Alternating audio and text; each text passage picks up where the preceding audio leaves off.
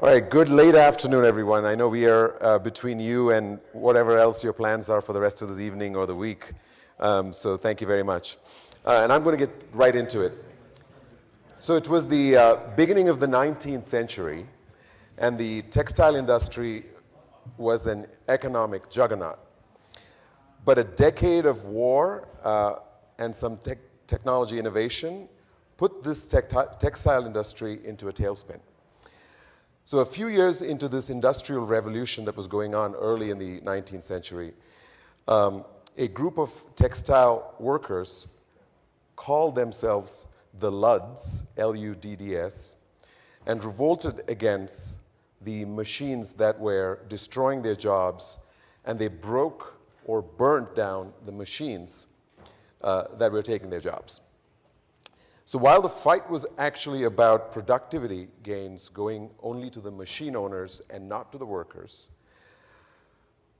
this is rather, as you can imagine, a macabre impact narrative for emerging technology and how it's impacting the workforce or the future of work. So today, obviously, we refer to Luddites, as Jill mentioned, as laggards in emerging technology adoption. So with that historical perspective in mind, I'd like to introduce this panel.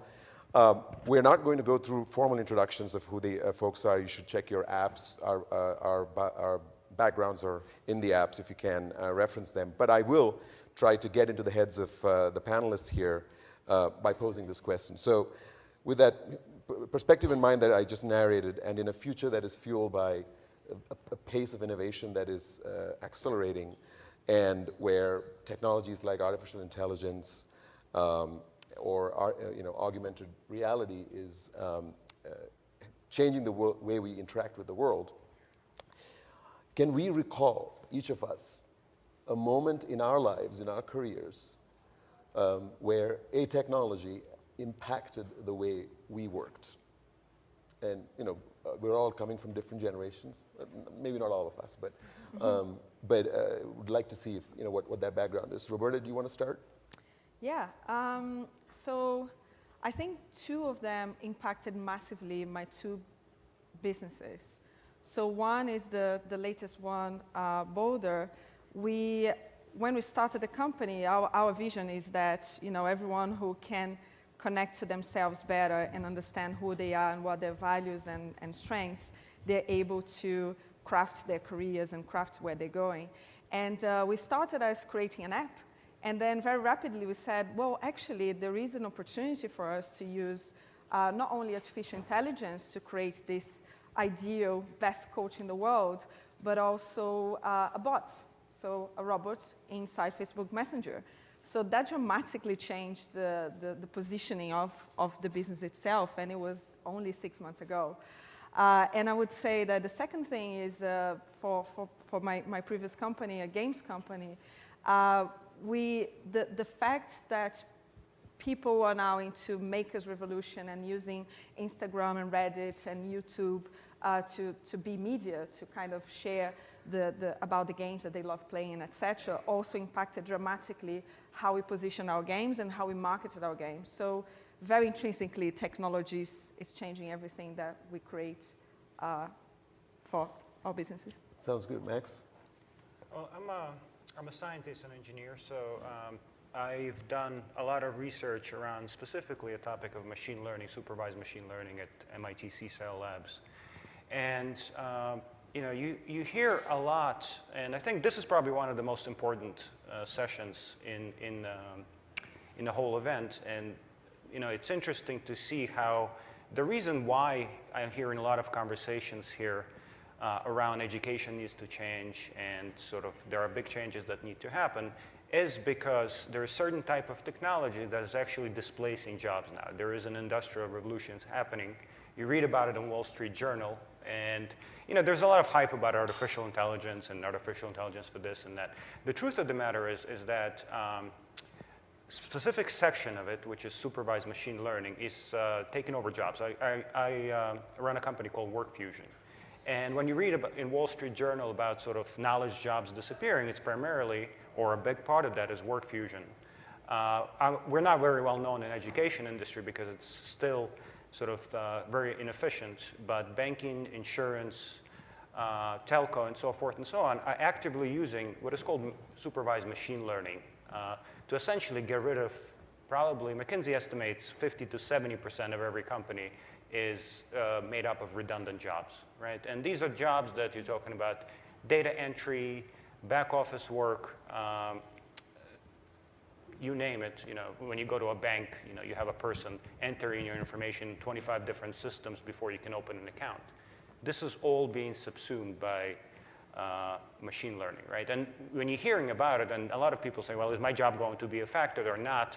You have to understand that it deals with a specific section, which is called narrow artificial intelligence and supervised machine learning specifically, which is very much like Google's self-driving car. A driver teaches the car how to drive, right? And over time, the car becomes self-sustaining, right? It becomes you know, self-driving. So that's, I think, that is what's changing not only my sort of perception, but also a lot of the way people are going to be doing sort of work going forward.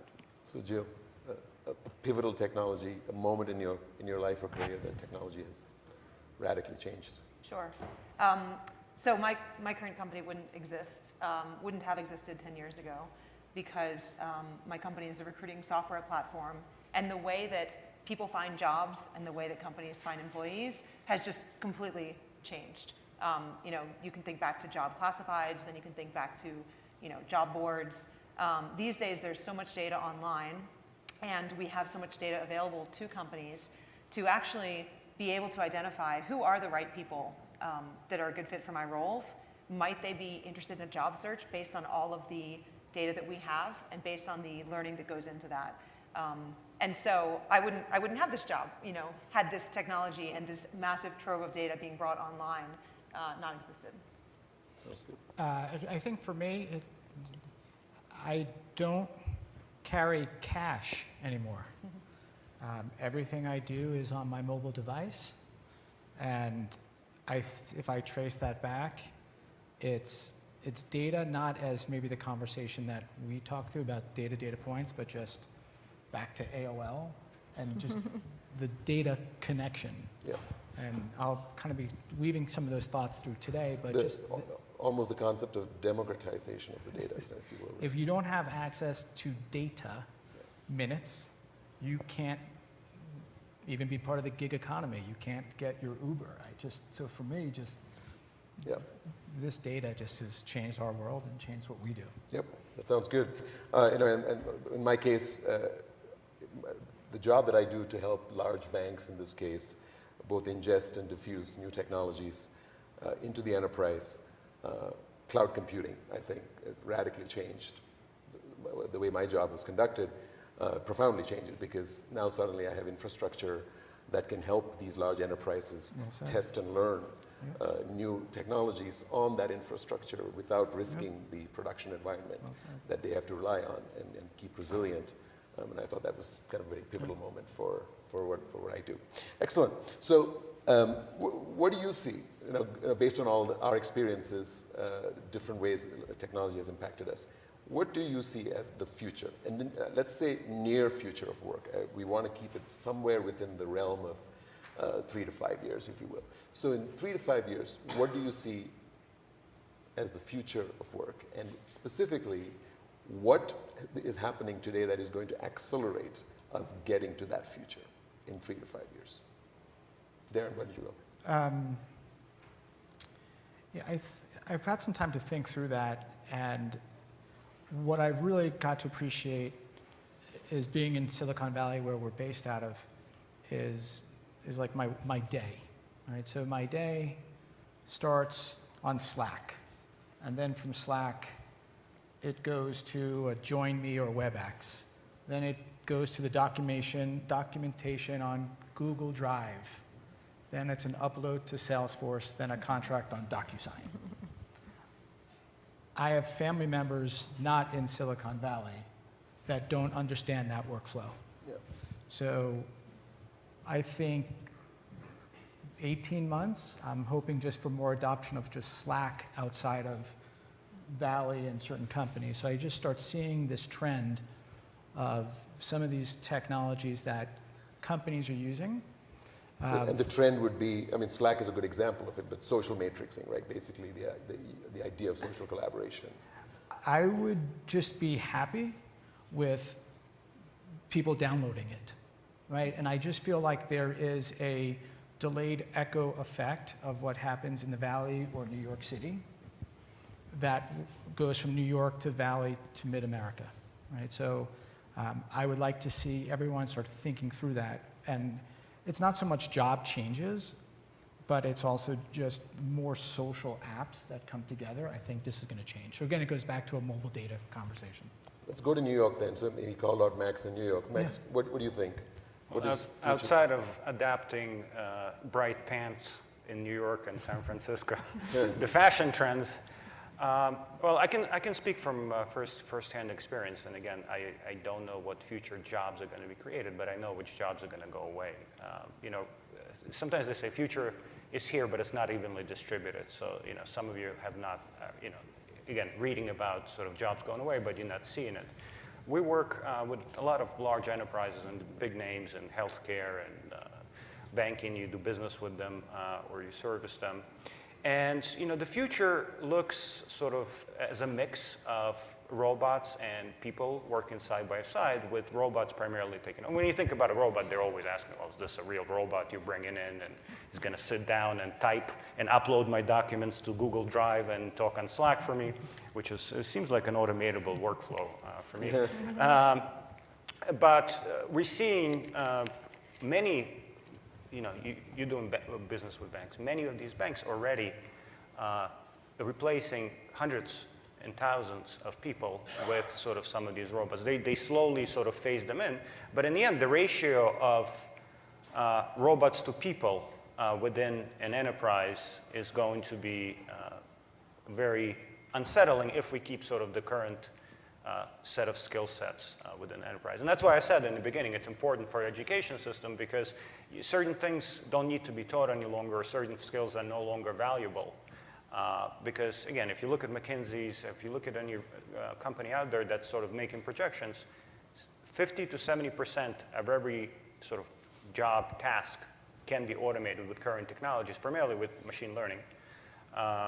And we see a future, and some enterprises actually have very few people, a lot of shareholders, but very few people inside them, and that's where they're going. So let's try to challenge that a little bit, right? So you got a very aspirational view of what you know, near-term future probably, and you got a somewhat pessimistic view in the sense these are the jobs going away. How would you want to challenge either of those extremes? Jill? Sure. Oh, go ahead. So I personally don't know if in the next 3 to 5 years we're going to automate 50 to 70% of the jobs. That would be amazing and also really devastating, I think, worldwide. Because in that time frame, companies are not prepared to, companies or frankly governments are not prepared to handle all of a sudden this mass of workers who no longer have an income, right? No longer have marketable skills. So I do hope it's a little bit of a longer term time frame so that we can adjust. So I do think in the near term, what we're looking at is, when I think about near future, I say, what's already beginning to take shape but has not been widely adopted? And that's what's going to be widely adopted. So I also look at Silicon Valley as sort of a leader. And you see, for instance, you know, automated scheduling. I recently asked, I sort of polled my company informally, who here uses an automated calendar assistant? Because I still, you know, call it old school, but I go back and forth with someone and say, hey, how does Wednesday at 4:30 sound? And, you know, a good, I would say 15, 20% of my employee base is using automated scheduling. So this is something where, as this mass adoption takes off, all of a sudden roles like administrative assistants that spend a lot of time calendaring and scheduling, they will sort of own the scheduling still, but they're just going to be there to sort of make sure that the scheduler works. And then they will be, you know, their time will be freed up, if you want to think of it that way, to hopefully add value in new ways. So to, you know, to bring creativity and empathy and the things that the computers haven't yet mastered to their roles. Roberta? Yeah, I would look from a different angle. I think what is happening right now is actually is actually the invasion of work and life, right? So it's like, because of all those tools and because of all of the augmented tools of automation we have been using,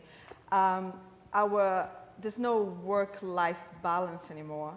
There's actually the best people who are using the tools that actually have a very high work-life imbalance. Yeah. And I think because of that, the near-term thing, the near-term kind of challenge that we need to deal with is how do we allow our people, employees, and workforce in general to help them achieve the connection between their work and their lives, right? And embrace the robots and embrace automation, because that would make us much more augmented in the future. But I think the human element to that is much more kind of relevant as a challenge to be tackled right now from a... Yeah, the essence, and I'm mashing up the 4 points of view, the essence seems to be that the concept of what a job was is going away in some ways, right? Even if we were to, extrapolate between the extremes that Darren and Max talked about, just the concept of a job in a traditional way is going away.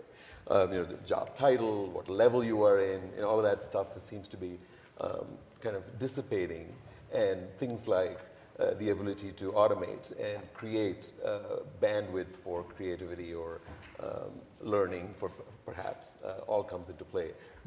Interesting. So we'll leave it at that, and let's take that moniker of the future of work, in this case, as we've defined, a near future of work, and break it into, for simplicity purposes, 3 parts. There may be other categories that we are blinded to, but for discussion purposes, let's say there's a personal impact, there's the impact to the organization, and there is a societal impact or a community impact as well.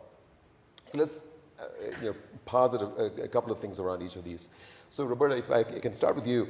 So what are your thoughts on how emerging technologies are impacting people individually and personally, right? There's this concept of employee-employer trust or a contract.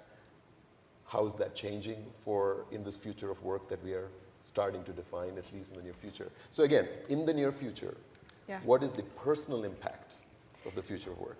So I'll tell you a story. In the beginning of BOSSA, we had a very high turnover of employees. And we were kind of, what the hell is going on? It's like, we're so, passionate about what we're doing, and people are just, kind of left and center going away. And we actually crafted a very different way to create new games, which is actually kind of borrowing from hackathons and the way that Google does the 20%, you do whatever you want in your life. And we figured out that actually if we created a system that people would create games, we stopped okay, I'll tell you how it works. So we stop the company every month for 2 days, and the teams have to organize themselves to create games, whatever they want. So usually there is a theme, but what the impact of that is that, one, there is a self-selection of projects that they want to create because they need to persuade others to work together. But also, they need to present a game after 2 days. And we populate our roadmap of games according to whatever they create. What that means is that there is a massive responsibility and there's a massive sense of purpose and autonomy. So people they use their best tools and their best ideas to work together with people, and they embrace that. They're like, I wanna make sure that I make this game happen because I created that. It wasn't told by us, the founders, what is the project they should be working on. And I think that is, again, technology allowing us to implement such processes to help them to achieve their goals as well as individuals. And we should keep that thought in mind and come back to this when we are switching a little bit more into the learning aspects of things, because I'm very curious how learning fits into this equation. So we'll come back to that. But Darren, can you add, you're in the human capital management space. What is your perspective on the employee engagement, how all that changes in this near future? So going back to a theme that I want to weave in for today is the future work is going to be dependent on access to data. And again, bring back to AOL, but there's a stock, to bring up a quick point on a stock. I don't know if anyone here is in the stock market, but there's a company named Straight Path, and it's STRP. Has anyone trading this stock know about this stock? So about a year ago, this stock owns the 5G network. So you got 4G, they own the 5G network. I checked a year ago today, the stock was at 36. A month ago, it was at 90. Today, it's at 250, right? So in 30 days, it has gone from 90 to 250. Why? Verizon and AT&T are bidding now for the 5G network, for drones, for faster speeds. So the future work will continue to be based on data access, which then will lead to, forget the mobile economy, but it's going to open up a whole new level of income for any type of person. So again, so again, future work is coming now. That stock can't move at that price. And again, the reason why everyone wants the 5G is because of drones and faster technologies. So access to data. Jill, anything else to add? I'm just curious how that's going to impact, not to foreshadow what we're going to talk about, but income inequality, because when I think of access to data, I think of marginalized communities that don't have that, and so do the poor get poorer in this world where data is such a requirement? Deloitte studied that. Mark Zuckerberg has talked about that. For every 10 people that have internet access, one person gets a job and one person comes out of poverty. So Comes out of poverty. Okay. So access to data or internet has a big impact. So you can look at macro level, India. More people in India maybe have it. Or you can look at here, Verizon going to an unlimited plan, and look at inner cities and the impact of just having unlimited data to your family. So I have not studied it. Deloitte has studied it and published quite a bit of paperwork on that. Yeah, you bring up a very good point, right? So income inequality is a whole can of worms. We can probably have a whole discussion on the panel just on that. There's this concept of digital inclusion, right? Broadly speaking, and again, I'm using the term very loosely. Access to data, access to 5G, whatever, right? Fiber, what have you, is but one element in that, right? There are many things that are going to impede us from coming up with the right combination of solutions for addressing income inequality, I think. So again, let's park that and come back to that in a minute, but and thank you for that. So Max, so organization, so let's go to the second section, right? Organizational impact. So what are the new kinds of jobs that we would look in this near future? What are the kinds of roles? How should organizations think about this differently in terms of organizational design or redesign, as the case may be? How do you see technologies like augmented intelligence or virtual reality playing a role in that? Yeah, it's a good question. I mean, economics is what's driving this massive adoption. You know, we talked about 3 to 5 years being maybe optimistic horizon, but the reason why I say it's not is because the economics are just too good to not do it. So the majority of companies are automating work because it's very good for the bottom line, and at the same time, this serves as a force function for sort of elevating human intelligence. So my view is that there's not, it's sort of not disruptive innovation. It's pretty sort of, what's the word? It's, robots filling in current jobs is sort of a smooth way to transition to, having the same structure of the enterprise. I mean, my only thought around here is that it's a comfortable way for enterprises to exist because they're keeping sort of the current organizational structure only with robots now doing, let's say, a bulk of the work and sort of allowing people to now take more revenue producing work. Again, if you think about things like back office, right? There is a lot of people in back office that are essentially eating up the cost of maybe hiring more teachers or hiring more sales reps or spending more time with customers, so revenue producing stuff. And this is where enterprises are focusing. They're saying, look, we have a lot of money locked up in sort of run the business, right? We need to be able to have our people that we've trained to produce revenue, right? Or be more creative or spend more time with customers. So this serves as a force function for people to sort of evolve their intelligence to the next level and to evolve their careers. And there's a lot of sort of change management questions that we face when we automate, departments of hundreds, and, not us, but not Workfusion, but really customers. And some of, we don't see sort of, hey, firing across the board. It's a lot of that is we just need to be able to do more with less. And if you think about like your company, it's always, there's a lot of demands, but you never get a new budget to hire new people. And you say, well, how do I do more with less? And that was sort of the driver for the first industrial revolution, right? There were a lot more demands for goods. And we needed to think how to get out of sort of this craftsmanship approach to industrializing this thing. So this is what's happening with knowledge enterprises now.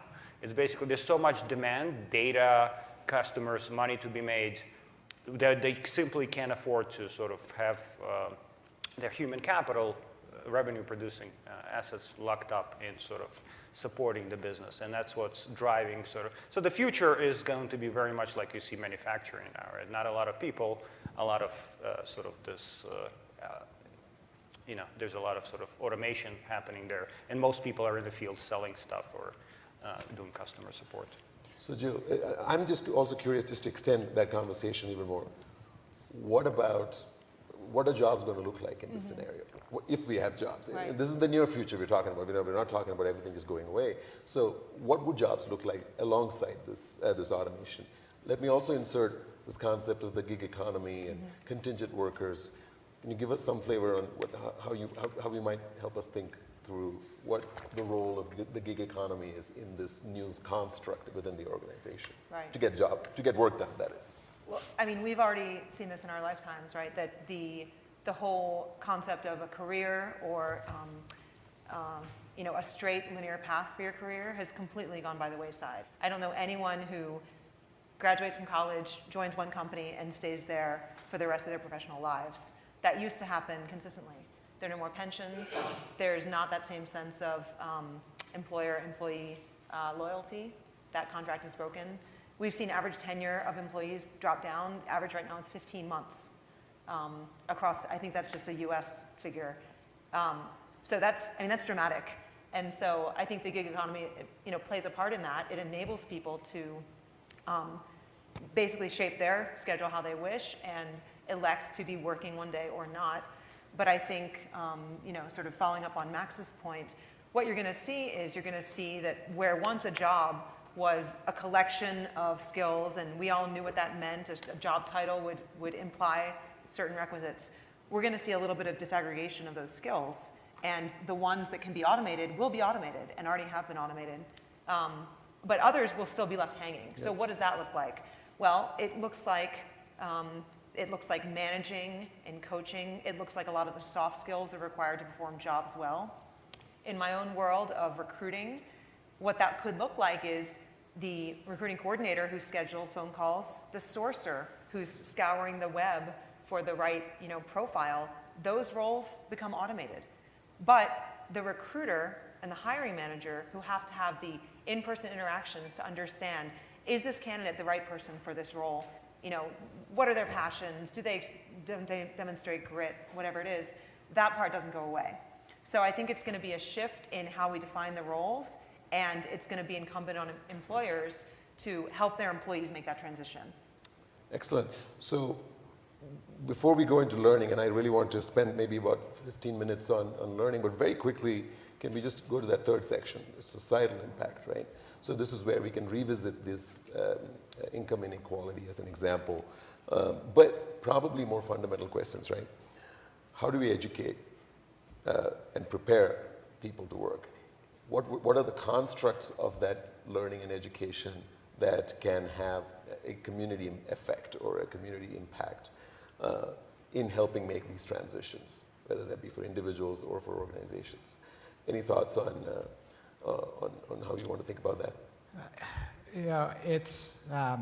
I spent 3 days here. I got to learn a lot about all the systems and everything that's going on. Looked at the jobs report. It's good to see we've had more jobs added. I feel that society, the play here is a pending event, is really going to push it. It's going to be really, I love the word grit. It's going to be really about the people to change behavior. There's a tremendous amount of tools. You can't have 3,000 people here for 2 days. I think we've figured tools out. I don't think we've been able to modify behavioral change.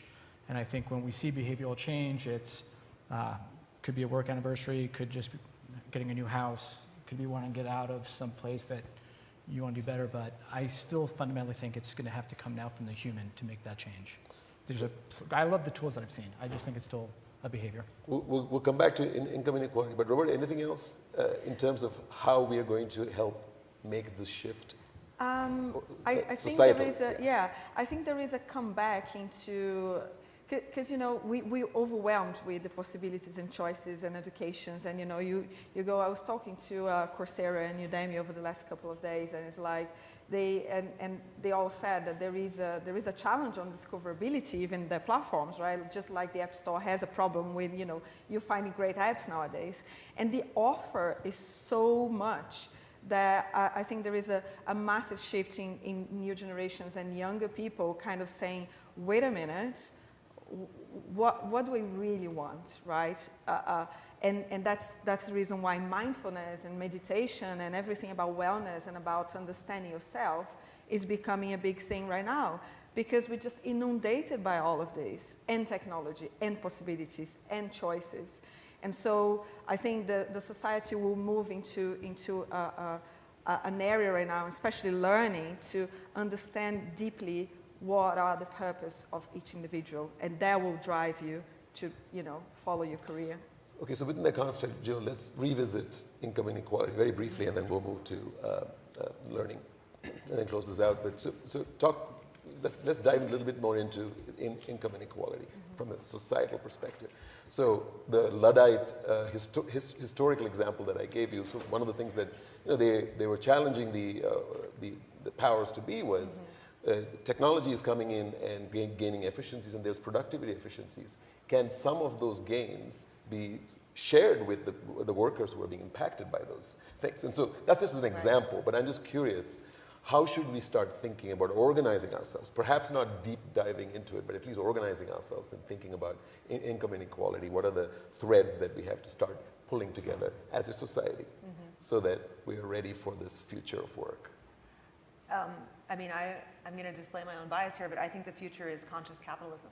And I think that... Explain that. Yeah, that's an interesting term. I think if you, as an organization, if your only mindset is provide value to the shareholders, which typically are, the wealthy parties, you don't always think of employees, and certainly not employees that you've had to lay off as your shareholders or your stakeholders, then you might be investing in short-term gains for a small few.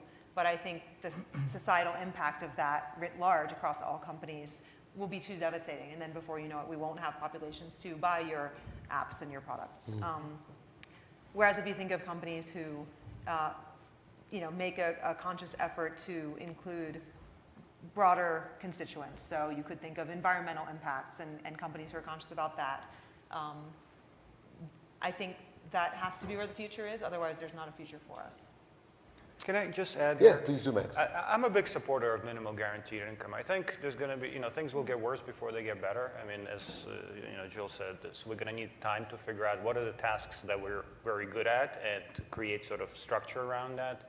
So I think there'll be a period, and we've seen this during sort of industrial revolution, where a lot of people will lose their jobs, and you don't want that, right? Minimal guaranteed income allows people to sort of have that baseline and also focus on education and focus on bettering themselves without sort of fearing where's the next paycheck's coming from. In some ways, U.S. is doing this with raising minimum wage and so forth and so on, but I think we have to go a step better than that, because the profits, corporate profits, are only going to improve, right? So we don't want to build that disparity. So redistributing some of that in sort of minimal guaranteed income, and Finland's running an experiment, which is going to be interesting to see. Yeah. I think probably is the right thing. Bill Gates has suggested that we tax robots. Yeah, very interesting. I mean, I think the money can come from various ways, and there's going to be more money to be had. But I think that's how we sort of harvest human intellect and wait out that lull period until sort of this new set of jobs and skills show up. Yeah, so let's transition to learning a little bit. So again, in this future of work, we obviously have to be very intentional walking into how we shift how we learn, or perhaps reinvent how we learn, I don't reimagine how we learn, I don't know. Perhaps in the near future, at least just shift, right? And I'm going to go back again to history, like we started. So Stoic philosophy talks about Seneca wrote a bunch of letters, and Seneca wrote one particular letter that addressed the concept of education. And education in those days was called liberal arts, right? So that was the general notion of liberal studies, I think is what they were specifically called. And the concept behind that was education or learning should be freeing. I mean, an individual or a society, when they learn, they have to feel freer than when they started learning. So with that bookend, and I'm actually very recently reading a book called The Class of Clowns, which talks about billions of dollars that have been invested over the years in education or in trying to fix education. And many of those investments have not really gone anywhere. We have really nothing to show for it. Or so many might argue, and Class Clowns argues that, right? It basically says there are some dumb investments that have been made. The rhetoric aside, I'm just trying to figure out, there are these bookends, right? So there's these investments, billions of dollars are made on one side. There is this Stoic philosophy, foundational philosophy about why we should learn. Can you help me understand, in this future of work, what would you challenge the communities to say, how should we think about learning? What are we missing? How should we balance capitalism in terms of investing in education and education technologies and all of this learning technologies with more profound, thoughtful, conscious ways to invest in this? I just want to get a kind of a broad idea of how you see where we should start making investments in, not just in money, but in efforts and resources and stuff like that. Roberta, go ahead. It's an excellent question. I would like to refer to a book called Talent Code, which, and that's something that, it's being talked by Ken Robinson and TED Talks and etc. I think the concept of the classroom concept, and even this concept, us telling you guys, things that we believe, this is people are willing to interact. So you wanna move to a process of education that you learn by doing, right? And you see that the amazing kids and young generation who's out there creating YouTube channels and becoming media on Instagram and etc. What they're doing, they're just following a passion and doing the things and learning as they go. And it's proven, Malcolm Gladwell talked about that as well, that, the 10,000 hours for someone to master something, you cannot master anything if you don't practice it. And I don't know yet how it's going to be the setup to allow that to happen. There was a brilliant presentation from Harvard, HBX Live. I don't know how many of you guys saw that, which basically they transform the classroom into like a live TV environment where a lot of people are connected via TV, 60 people connected and asking questions, interacting with the teacher. But I think we need to go beyond that. It needs practice. People need to be learning by doing more. So mentoring and all of those kind of factors exactly. in terms of experiential learning and adaptive learning. Yeah, and then teachers become coaches, they become the mentors, and the system needs to change to mentorship and coaching, as as the best athletes are the best athletes because they have amazing coaches.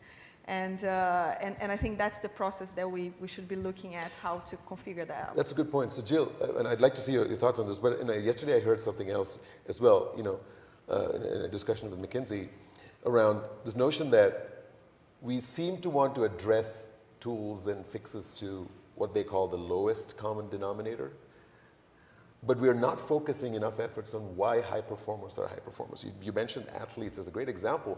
In athletics, they seem to do that, right? So they identify the attributes of high performers and figure out how to coach everybody to reach or aspire to that level. We don't seem to be doing that in education and learning, or maybe I'm missing it.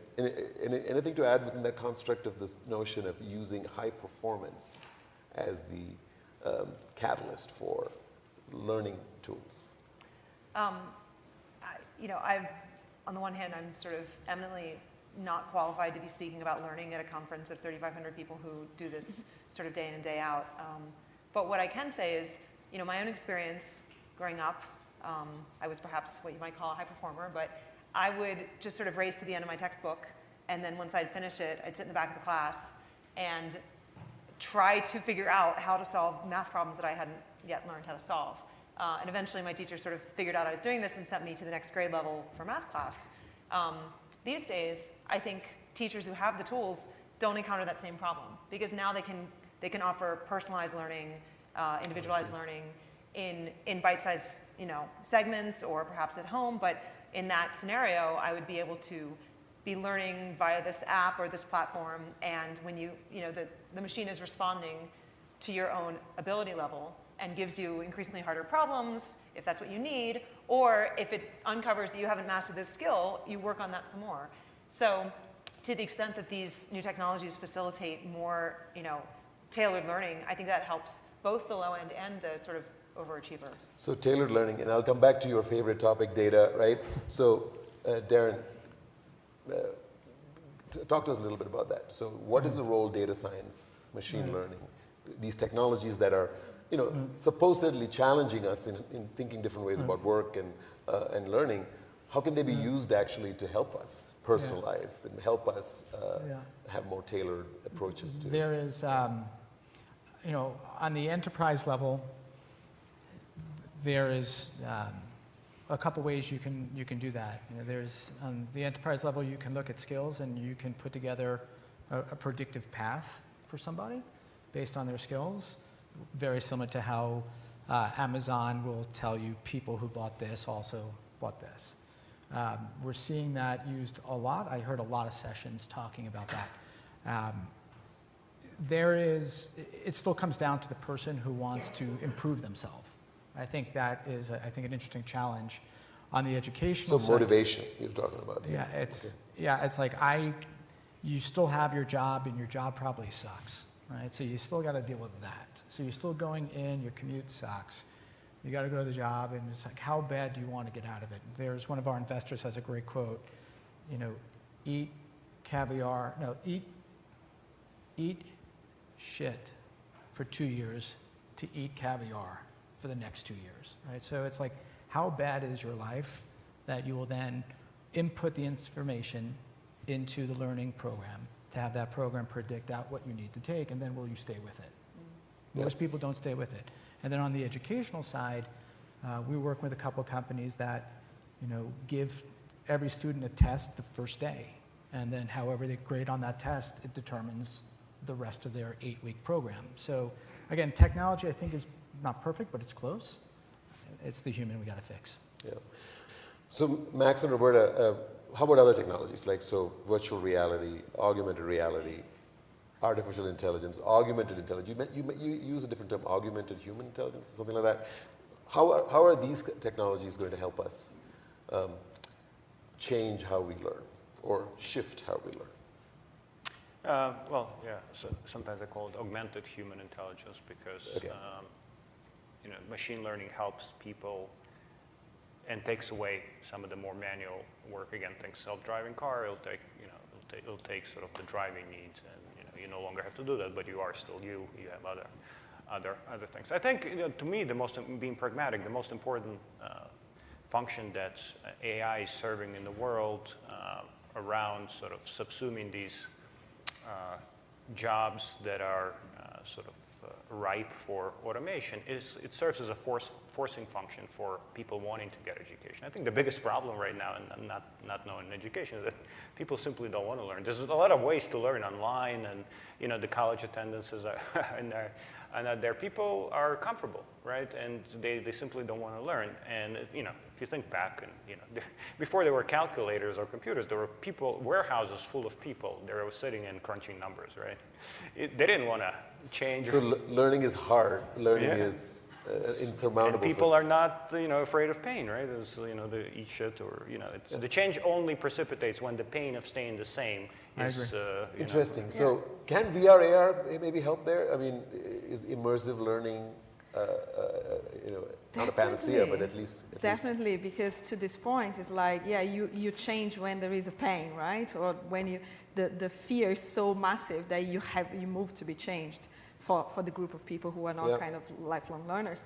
But I think what VR and AR brings to society is the possibility of living, experiencing that new world in the future, right? So for instance, if you say, let's take an example of an internship, or someone who just graduated, or someone who just took a course, and then could they be in an environment, simulated environment, where they see how they're performing at this future job that they don't have yet because they don't have the skills.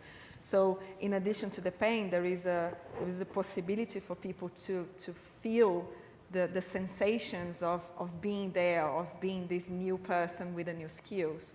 And it's proven many times, and even a lot of some VR controversies, that people who watch something terror kind of going on, people do feel the sentiment, the feelings are there.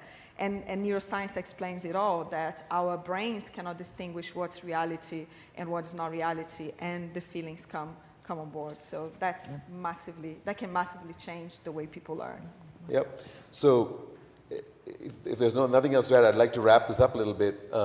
So a simple way to understand this future of work and how it intersects with the future of learning, again, I go back to another book that informed this point of view for me, by Dick Bowles. It's a book called The Three Boxes of Life. So as generations, maybe right up to Gen X, and maybe some of millennials too, but we're used to this concept of you learn, then you work, and then you retire. And it's sequential, and there are these boxes in life that these stages in life that you go through. That apparently is changing, right? Whether we want it, like it, or not, now it's become much more iterative. Everything is mixed together. You're lifelong learning, you immersion learning, you force, it's almost a force function to learn. So there are many things happening, and it's all happening in between everything else. You're working, you're doing good, you're having pleasure, you are relaxing, you're taking care of family, everything. It's all very, very cyclical. And as Deborah Quazzo, who's hosting us here, likes to say, so essentially now, from cradle to gray, as she used to, I think the last session, last summit in San Diego, she called us cradle to gray, and how do you manage that life cycle? That's what's happening, right? The iteration is going to go through. So each of you take maybe half a minute each to say, what is your last word on the new work order, right? So there's a new work order coming, and what is your last word on it? What would you like to leave with? Roberta, go ahead. I would summarize with purpose. I think the word purpose says it all. It's when machines are taking over, when you need to find who you are and what are you doing in life, right? What is your purpose? How you're going to explore your passions beyond what you used to do that the machines are doing right now. And I would reinforce also the kind of the work-life imbalance. I don't believe in work-life balance. I think it's work-life connection. That's, it's purpose and work-life connection. That's what the future of work is going to be. Excellent. Max, go ahead. Well, I would just practically suggest for everyone to watch space of companies that are called robotic process automation or intelligent automation, because this will be sort of foreshadowing which jobs are being automated, and should give you a good feel of which skills and what's going to happen. I mean, you can make your own judgments as you see sort of intelligent automation taking over more work. You'll see, and you'll make your own conclusions as to what needs to happen going forward. Darren, go ahead. I was going to say, no matter how great the technology is, you still have to pay attention to just health risks. It's still going to be stressing. You're still going to have anxiety. You're still going to have the same pressures. So just watch out for more health risks like diabetes and other things like that. Jill, why don't you close off, and what was the last word that you'd like to leave with? I guess my last word would be empathy. I think it's an undervalued trait, and I think we are going to place a premium on it in the future because if you think about the way the machines are changing things, they don't have that quality yet, and humans need that quality in abundance in order to make the world better for all of us. Excellent. With that, let's give a small hand of applause to the panel. Thank you very much.